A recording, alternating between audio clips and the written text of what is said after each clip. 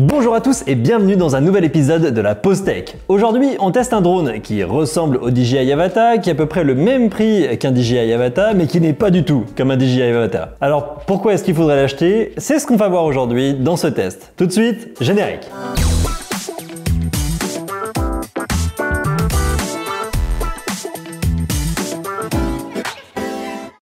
Cette iFlight Defender 25, c'est avant tout un drone FPV classique. Il va fonctionner sur Betaflight, il va falloir l'appairer avec une radiocommande, il va falloir créer des modèles dans la radiocommande, assigner des interrupteurs pour les modes de vol. Bref, contrairement à DJI où vous avez tout qui est prévu déjà dans la boîte, là il va falloir avoir un temps de configuration comme n'importe quel drone FPV. Mais cette iFlight Defender 25, c'est avant tout un iFlight. Et la marque nous a habitués à nous produire des appareils de série qui sont déjà bien calibrés, bien tunés et qui veulent bien dès la sortie de boîte. Alors si l'état paramétrage sur Betaflight et appairage avec la radiocommande ne vous fait pas peur, cet appareil ne vous posera absolument aucun souci, il est déjà configuré pour bien fonctionner. En plus on a l'habitude maintenant avec iFlight, il y a plein de petits autocollants partout pour guider, bref c'est très bien fait. Comme on le disait dans l'intro, cet iFlight n'est pas un Avata. Avec vous n'allez pas avoir de RTH, la fonction où vous allez pas piloter en accro va être relativement basique. Donc encore une fois, il faut vraiment le considérer comme un drone FPV classique. Il n'aura pas de fonctionnalité intelligente mais c'est pas ce qu'on lui demande. L'objectif de iFlight, c'est d'avoir un drone de moins de 250 grammes avec la Air Unit O3 à l'intérieur, caréné pour qu'il puisse résister au choc, bref, que ça soit un très bon petit drone d'intérieur. Au niveau vidéo, on a donc à la fois la vue du masque et l'enregistrement qui se fait avec cette caméra. Donc avec, vous allez pouvoir stabiliser les images, utiliser du dessiné-like, bref, avoir exactement la même qualité vidéo qu'un DJI Avata ou n'importe quel appareil avec une Air Unit 3. Sur le devant de l'appareil, vous avez un adaptateur pour pouvoir fixer une GoPro Naked ou une petite Insta360, mais finalement on verra qu'avec cet appareil, étant donné qu'il a l'Air Unit 3 qui enregistre en même temps qu'il diffuse dans le masque, et ben peu importe, on va se satisfaire de la qualité vidéo de ce qu'on a directement dans cette caméra. Au niveau des batteries, iFlight essaye d'innover pour avoir des batteries qui ressemblent un peu plus à des batteries plug and play. Vous avez deux boutons sur le côté qui permettent d'enlever et de mettre la batterie, et ces batteries ont une protection plastique autour d'elles qui permettent de les renforcer. Alors c'est vrai que le système d'accroche est sympa, mais bon, les straps ça faisait très bien l'affaire. Ce qui m'intéresse surtout, c'est que les batteries sont protégées. C'est-à-dire qu'en cas d'impact, avant de pouvoir percer la poche de la LiPo, il faut d'abord casser le plastique. Et du coup, on aura un peu moins peur qu'il y ait un perçage de batterie si on a un crash. Les batteries n'ont pas de BMS, de Battery Management System, autrement dit, ce ne sont pas des batteries intelligentes, c'est juste des LiPo basiques, avec un adaptateur XC30 à l'arrière. On va avoir deux types de batteries qui sont proposées avec ce drone, des 550 mAh et des 900 mAh. Les 550 vont vous proposer une autonomie d'environ 4 minutes, les 900 une autonomie autour des 8 minutes, ça dépend de comment vous voulez. Et là on constate qu'on est loin sous les quasiment 15 minutes du DJI Avata. Et c'est normal, les batteries du DJI Avata font 2400 mAh environ. Mais par contre, le fait d'avoir des petites batteries, si on prend la 550 mAh, la petite batterie, on va arriver à 238 grammes sur la balance. Et là, on est largement en dessous du DJI Avata. Les 900 mAh vont faire passer le drone à 268 grammes. Et comme vous le savez, avec la nouvelle réglementation européenne, on a un palier à 250 grammes qui nous permet de faire plus de choses que au-dessus de 250 grammes. Pour simplifier, au niveau de l'Union européenne, en dessous de 250 grammes, en scénario open, c'est-à-dire lorsqu'on est loin de villes, de zones d'aéroport, des rassemblements de personnes, on a le droit de survoler des personnes, encore une fois s'il n'y a pas de rassemblement de personnes, si ce sont des personnes isolées. Mais ça reste dans le cadre d'utilisation quasiment systématiquement loisir, loin de tout, etc. Donc du coup en Europe, ça n'aura pas un intérêt si important que ça de rester sous les 250 grammes. Par contre, aux États-Unis, là c'est une autre paire de manches. Et qui de mieux pour nous expliquer pourquoi c'est important aux États-Unis ces 250 grammes que notre correspondant officiel à Chicago, Antoine Tissier. Oui Gauthier, en effet, c'est assez intéressant d'avoir un drone de moins de 250 grammes ici aux États-Unis, puisque en dessous de ce poids limite, on va pouvoir voler au-dessus des personnes qui sont extérieures à l'opération, on appelle ça. On va pouvoir, avec un drone de moins de 250 grammes, voler au-dessus de la foule pendant un concert par exemple, voler au-dessus des athlètes pendant un événement sportif, au-dessus des mariés pendant un rassemblement, n'importe quel rassemblement, voilà par exemple. C'est assez intéressant, ça amène une nouvelle perspective, mais à partir de septembre 2023, on va avoir ce qui s'appelle le Remote ID. Donc c'est comme une sorte de plaque d'immatriculation pour les drones. Chaque drone va devoir, à partir de septembre 2023, émettre un signal Bluetooth ou Wi-Fi que les gens peuvent capter, la police notamment, sur leur téléphone, pour pouvoir identifier le drone et le pilote. En espérant que le Defender puisse émettre ce signal et être aux normes, donc à partir de septembre prochain, avec une prochaine mise à jour, ou sinon il faudra ajouter sur ce drone un émetteur capteur type drone tag mini. Et par contre, si le drone et le drone tag dépassent la limite de 250 grammes, on perd tout l'intérêt de ce drone aux États-Unis. Merci Antoine, effectivement on voit en quoi ces 250 grammes sont importants aux États-Unis et dans d'autres pays dans le monde. Après avoir discuté de tout ça, c'est un appareil qui est moins bien que le DJI Avata, qui coûte aussi cher, qui a moins d'autonomie, mais c'est quoi l'intérêt d'acheter un A-Flight Defender 25? Parce que là franchement j'en vois pas beaucoup. Eh ben il nous manque une chose importante pour se faire un avis. Qu'on l'essaye en vol. Alors qu'est-ce qu'il vaut ce Defender 25 en pratique et en vol? Et bah c'est ce qu'on va voir tout de suite. On est à e-karting park de Andrézieux-Bouthéon où ils ont également un paintball et c'est parfait pour pouvoir se faufiler dans des petits endroits. Chose pour laquelle ce drone est prédestiné. Allez c'est parti. Allez c'est parti, on est sage, c'est une prise en main. Tout de suite de bonnes sensations, les rates par défaut sont plutôt chouettes. Le drone est assez équilibré, j'ai l'impression de piloter un 5 pouces. On va éviter de se prendre un filet tout de suite. Ouais, vraiment des bons feelings avec sa rate. On a vraiment l'impression de piloter un vrai drone FPV. Il est réactif. On peut faire joujou avec. Ah oui, nickel, hein. Nickel, nickel. Rien à dire niveau pilotage, on se fait plaisir. Et j'anticipe déjà ma conclusion. On se fait plaisir avec un drone FPV, un vrai drone FPV. Pas un drone FPV assisté comme le Avata.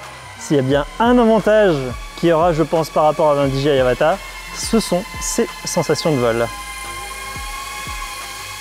Allez, on n'hésite même pas, ça y va tranquille. Ouais, tranquille, tranquille, tranquille, tranquille. On ose faire des petits trucs à la... Ça passe, les protections sont là aussi pour nous rassurer. Voilà, là, vous avez vu ce dans quoi je suis passé. Oh, en tout cas, ça tremble pas au niveau de l'image, c'est très très propre. Ouais, vraiment, c'est ça l'avantage de ce drone-là. C'est qu'on est ultra léger, on a les sensations d'un vrai drone FPV. Sans aucun doute, on pourrait le recommander pour ça.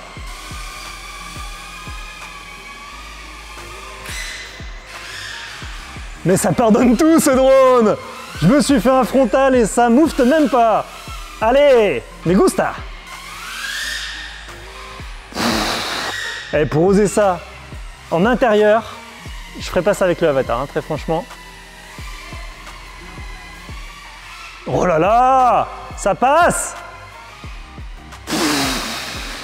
C'est très très propre. C'est très très propre et on est à 3,55 volts. On va revenir tout de suite. On va éviter de flinguer la batterie. Ouais, ouais, ouais, ouais. Bon petit test là, bon petit vol. Très content, très content. Salut beau gosse. Ça va? Assez stable, hein? Ça bouge pas, hein? Très très propre. Vraiment chouette, hein? Vraiment. J'ai envie de me faire un deuxième vol. Allez, cette fois, on passe aux choses sérieuses. On va refaire l'événement Droner versus Kart. Je sais pas si vous vous rappelez, je vous le mets en fiche. Cette fois, on va suivre un kart biplace. Et surtout, par rapport au Defender 25, on va passer avec des lipos de 900 mAh, ce qui va permettre d'avoir une plus grande autonomie. Allez, c'est parti, j'ai mis un peu plus de tilt. On va aller un peu plus vite. Let's go! Wouhou! Alors, ils sont où ces cartes? Ils sont où ces cartes? Il y en a un par ici. Salut les gars. Moi je cherche le kart double. Ah, le voilà. C'est lui la star de la journée. Let's go. Allez. J'ai même pas pu piloter à l'événement Droner versus Kart en plus. Donc c'est le moment de me venger.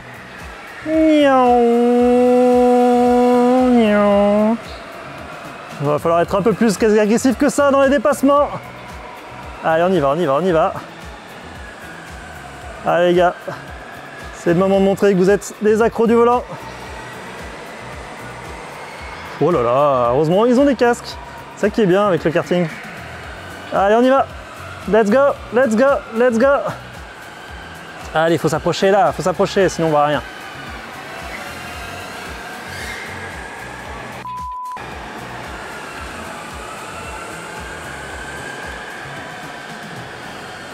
C'est pas évident d'anticiper les trajectoires.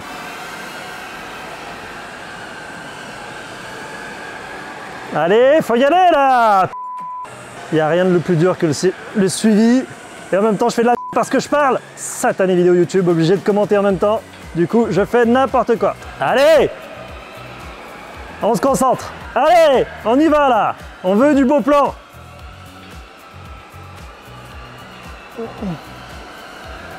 Allez, ça freine et ça accélère. Allez, on y va, ça accélère, ça accélère, ça accélère, ça accélère, ça accélère. Ah oui, il est bon là, ce petit bout de plan là. Il est bien là. Allez. Allez, on veut du proxy. J'ai tapé le kart, tout va bien. Allez, on reprend. Ah, il pardonne bien ce drone. Hein. Oh, il est gentil avec moi. Hein. Vu ce que je lui demande de faire là.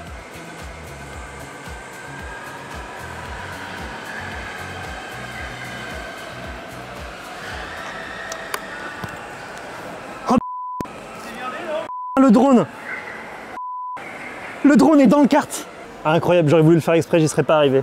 Si là on n'a pas de la vue immersive, le drone est dans le kart. Il est coincé dans la carlingue extérieure. C'est fort quand même, c'est fort. On aurait voulu le faire exprès, on n'y serait pas arrivé. Bah ouais, j'ai voulu prendre des risques forcément. Let's go! Il a rien, incroyable. Il s'est coincé entre la roue et la carlingue du kart.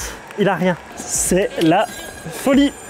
Ah, les sensations, j'avais oublié ce que c'était la drone versus kart, mais ça fait une décharge d'adrénaline là quand on suit les cartes comme ça. Bien, on n'arrête pas de vanter les qualités de pilotage de ce drone. Est-ce qu'on va retrouver les mêmes sensations avec un DJI Avata? Et bien ce que je vous propose, c'est qu'on fasse tout de suite le test et après on passe à la conclusion. On ne casse pas un deuxième drone aujourd'hui.